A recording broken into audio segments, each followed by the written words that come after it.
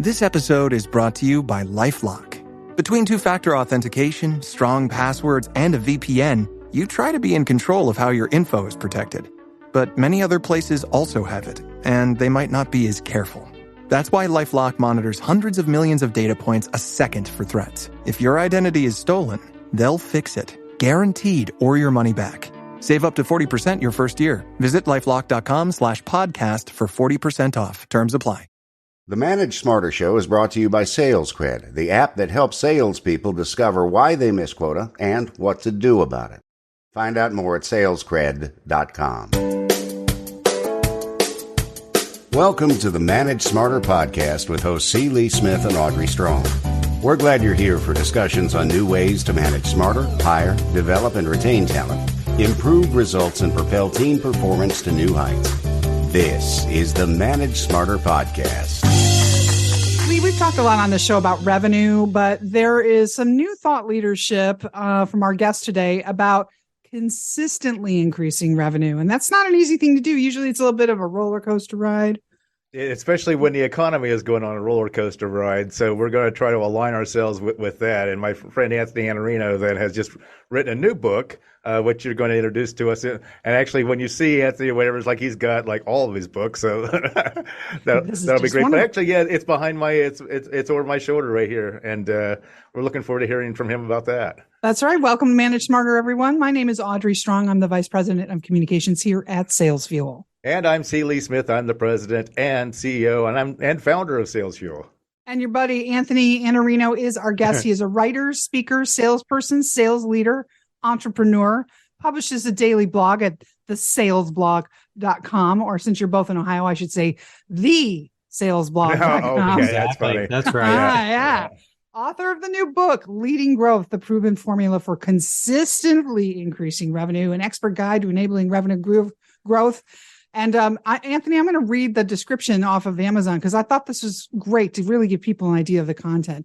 Exploring the fundamentals of organizational leadership, including vision, transformation, strategy, communication, and decision-making, and new frameworks for growth involving people, planning, pipeline, and efficacy that make up your strategy. So what was the inspiration for taking another bite at the revenue wheel?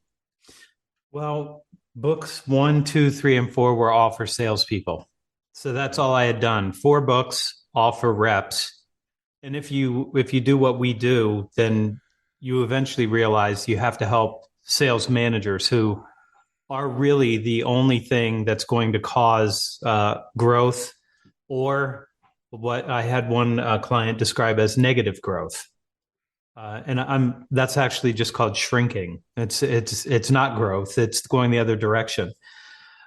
When you realize that sales management, and I am a sales manager and a sales leader, it's one of the hardest things that you can do in business. And there's a whole bunch of variables that make it difficult. Like the accounting company, like the accounting department in your business it's not competing with another accounting department somewhere else for trying to figure out how math works.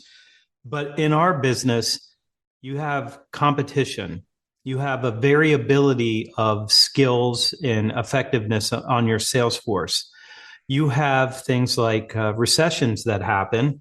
You lose accounts to your competitors while you're trying to steal their customers away from them. It's just a very difficult thing to do. And then you now have, and I wrote about this last Sunday, just about how broken sales is. It's completely, totally broken.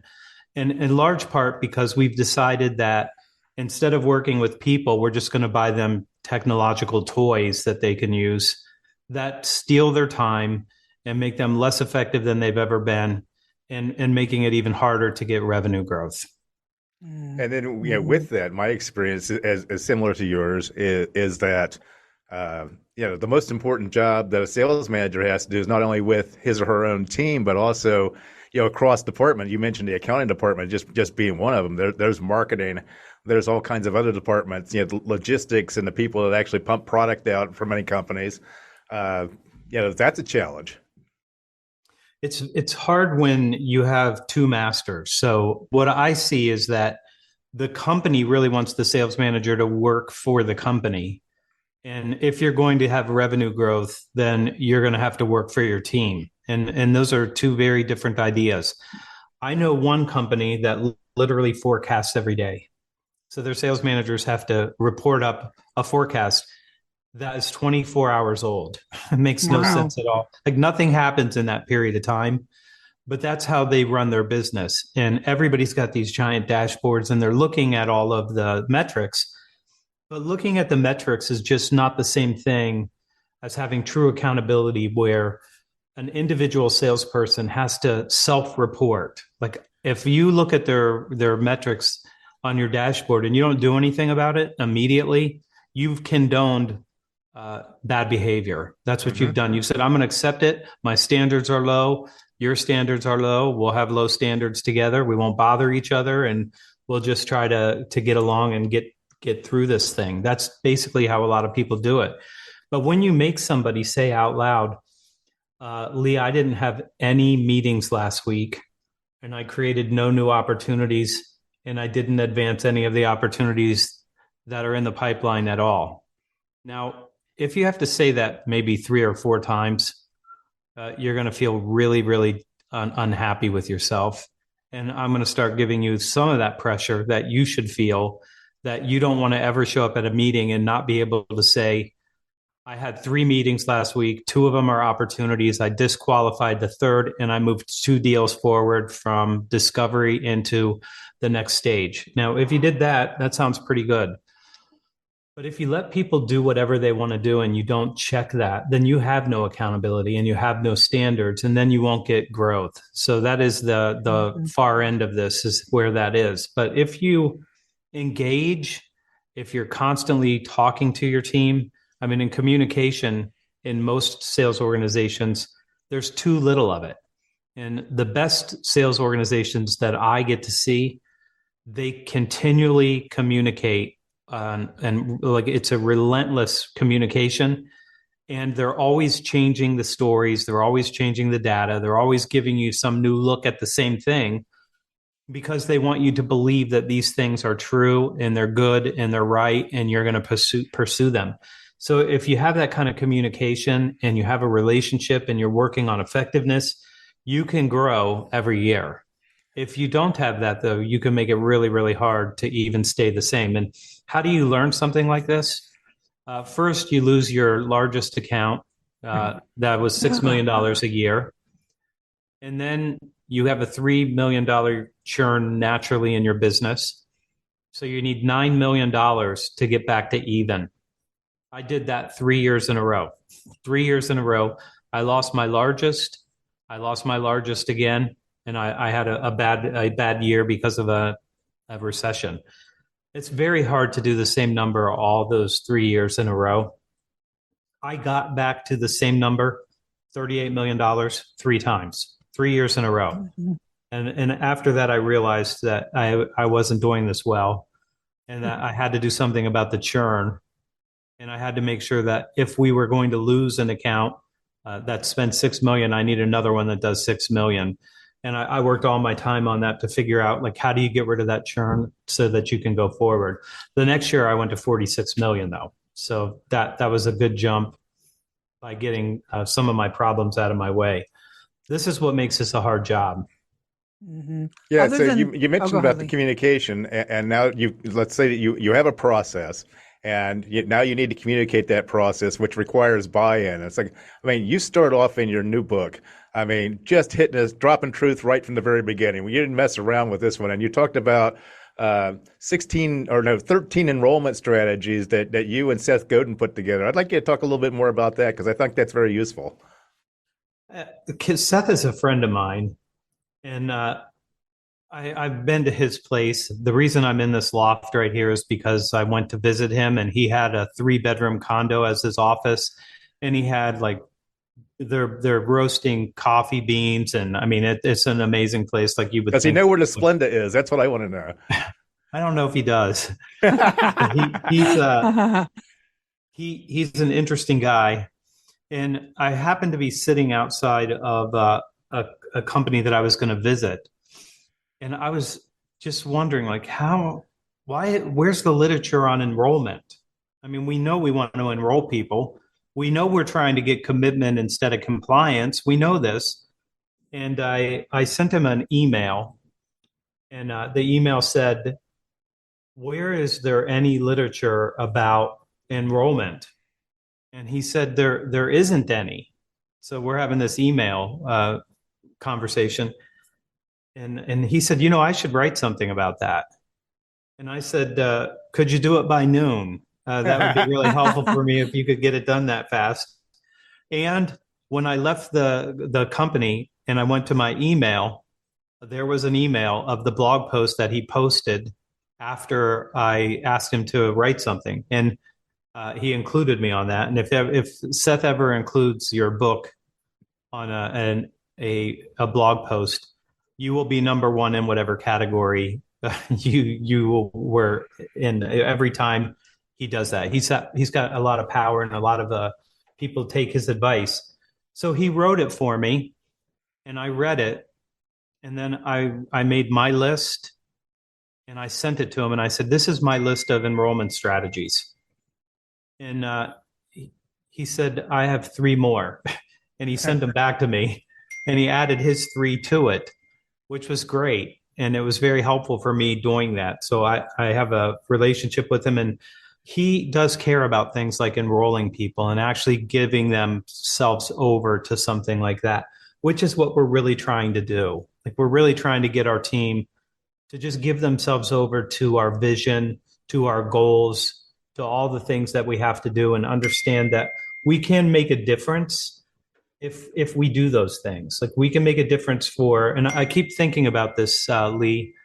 There's this sort of stakeholder map, I guess you could call it.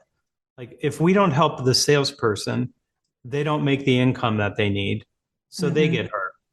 And then if they have a family, then their family is not getting the income that they should be getting because we have a low standard. And then you think about, well, the clients that we're supposed to be calling on aren't getting the best results because we're not engaged with them, because we're not prospecting enough and not booking enough meetings. And then you think about your own company, and your own company doesn't get the revenue and doesn't acquire the client. So everybody gets hurt when we don't do the right thing. Every single coworkers don't get the raises and things like that they want and nowadays need to actually just to keep pace. What's going on? With inflation, yeah. Mm-hmm. That's why we have to have high standards, and we have to make sure everybody does the right work in the right way at the right time. Do you have a favorite of the 13? The favorite of the 13? I have a very... 13's a good number. Or not. The one that I care the most about, I care about all these, or I wouldn't write a book about it, but the one I care the most about is the effectiveness of a salesperson. Mm-hmm. That I believe is the largest variable, is how good are the reps. If your sales reps are growing and they've got a modern approach and they can create value for people and they can help them understand what they need to do to get better results, that's where I think all of the action is. And that's why I'm sort of always on the other side of the technology. Now, I like technology. I think you need a CRM. I think you need Zoom info. I think you need something like that so you don't have to do a bunch of research. You can actually just start dialing phone numbers. But a lot of the other things are all gimmicks and shiny objects, and I'm sure that they're all useful in some way, but there is nothing that can replace the conversation between a salesperson and their prospective client. There's nothing that you can do that creates the same value as that conversation. Mm-hmm. Other than the lack of communication, what other barriers for transformation are your maybe other top 2 people need to be most aware of? I'll give you 2. So the first one is your history of transformations. I've spoken to the same companies 3 years in a row. In the first year, the theme was challengers. They decided they were going to be challengers. Great. Okay, so good. They're going to modernize their approach. I like that. I come back the next year, new theme, back to basics. Okay. Did you even do the challenger thing? Nope. We talked about it. We had a lot of banners made and things like that. And then the third year, we're going to be account-based marketing. And you're like, you are schizophrenic. That's what your problem is. And what happens is people start to wait you out because they think they always have a new thing and we never do it. So all I have to do is just wait because this is going to die like the other ones. And then the second one that I would tell you is they give up too soon. They just give up too soon. Like it takes a long time. I think the way that this works is if you say something 10,000 times, you can expect one salesperson to take an action. That's, I think, what the metric is. Like 10,000 times you say it, and then the 10,001st time, they decide to do it one time. That's it. It's very hard if you give up. And if you're not constantly communicating, this is what I need from you. This is what we have to do to be successful. This is what clients need from us. You have to keep going over it and over it until it becomes true. If you say it once, it's not true. It's one of those things that was like, that was a really nice saying that Lee gave us. I mean, it was really cool. I like that. And I'm not going to do anything about it. and that's mostly what happens.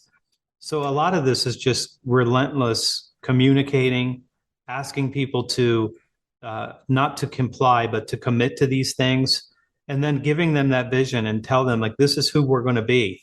If you read the book, I have a whole bunch of things in there that I tried to show people that I think about with my team. Like, they should be the very best team in the industry.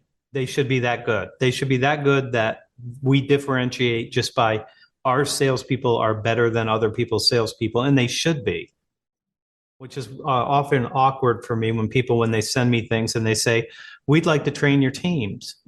And I'm like, really?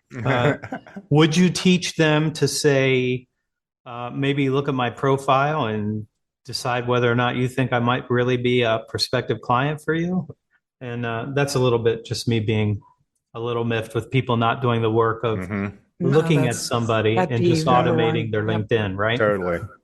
Yeah. Yeah. It's just so like I got a thing from Amazon. Of course, that is an algorithm based. Oh, that's so hilarious. Yeah. It sent me a little thing. It's like, you might be interested in this book, Sales Cred, How Buyers Qualify Sellers. His own book. I'm like, really? I was interested in that, by the way. Well, Lee, one of your big things is accountability, and we've talked about that on this show. And Anthony, you talk about positive culture of accountability, and is it possible to do that consistently? I mean, doesn't it depend on the recipients that you're holding accountable? And we've struggled with this topic on the show. You have to have a non-punitive environment. So there can't be penalties for failure in something where there's a high level of failure.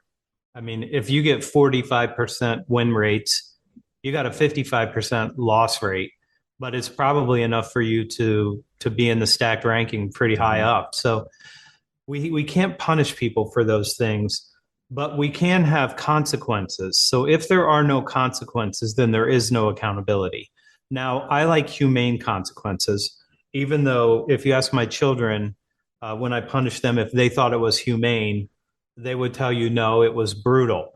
And what I would do is I would just sit them down and I would say, we're just going to talk about character and values and who your friends are and things like that until I feel like you really understand what I'm saying. And that could be 3 or 4 or even 9 hours of us talking before we get through that. And then I would just keep talking to them and pushing them until they would say, just take my car keys. Just ground me. Just take the car keys. Like, I just have to get out of this room. It's like water torture, right? Absolutely. I can talk for 3 hours. Slow on drip. One breath. That's not a problem for me. But if you don't have consequences, there's no accountability. So you can start with, hey, I'm going to ask you to get some additional coaching. I'm going to ask you to take some online courses. And I want to meet with you and understand what changes you've made to your calendar and what you're doing. Now, that's humane. There's nothing punitive about it. I need you to get better at this, and I need you to get the results. And you need that for you, too. Now, if somebody says, Lee, go to hell, I'm not going to do any of those things. You've met my wife. So then you have to go a little bit further. So then I might say, Lee, I need you to write a plan on what you're going to do to improve in this area. And have it done by noon. and basically the first thing you do is you just reject it anyway. And you're like, I think you can do better. And I need to see more than this. Mm-hmm. And then they're going to be a little bit miffed, and that's okay because now we've got their attention. There's really only one structure that we care about. So I'm going to coach, I'm going to train, I'm going to work with you, I'm going to give you resources. I'm going to let you sit with people who are great at whatever you're not great at so you can model them. I'm going to do everything in my power because I want clean hands. Like I did everything I could to save you. But now I have to tell you, I think you're a customer success guy. I think you're in the wrong role. You hate prospecting. Let's find some place for you in the business where you can be happy and successful because you don't want to prospect. Okay, then that'll be that. And then they might say, I'm not going to do that. Okay. And then if they say, I'm not going to do anything, then now I have to remove them. So I'm going to give them a lot of help, try to save them. I always think, how would I want my children to be taken care of in a situation like that? I want them to get help, right? And then I'd want to see if there's another role that they could handle. And then I would want them to find another job where they can be successful. And I think that that's the order that you always do. That's a nice framework. Yes. Mm-hmm. I like that a lot. Yeah. We got a few minutes left. TheSalesBlog.com. Iannarino is how you pronounce it, but your Twitter is IANNARINO. LinkedIn. And are you still looking for clients? You want people to reach out to you? Obviously, and buy the book, folks. All 5 of them. Yeah, that'd be great. And if you bought them for your entire team, that would be even better. Especially if it's a team of, say, 800. And they make great gifts for the holidays. It's hard to sell books, isn't it? Oh, my goodness. No, but it's great. Anthony, we really appreciate it. This is great stuff. And congratulations on the new book. And on to the next one. It's being written right now. Fantastic. It is a non-sales, non-leadership book. Oh, really? Now you piqued my interest. Yeah. All right. Can you disclose any more about that? I can tell you the name of the book. Oh, great. Okay. Exclusive. It's called The Negativity Fast. Okay. And it's something I've done a number of times in my life, and it's very, very helpful for getting your mindset right and feeling a lot better and ignoring all the noise outside. I love it. Well, we look forward to having you back on the show. On the show. Talk about that. Yeah, that's fantastic. Can't wait to see that. But first, they have to get through the rest of your book. So, by all means, thanks a lot. Go out and get this. So, thanks for being on the show, Anthony. Thanks for having me. Thanks for listening. If you enjoyed the show, please rate and recommend on iTunes, Overcast, or wherever you get your podcasts. You can also get more great information at salesfuel.com.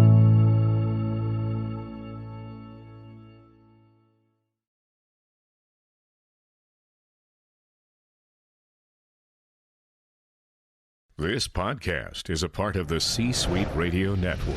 For more top business podcasts, visit c-suiteradio.com.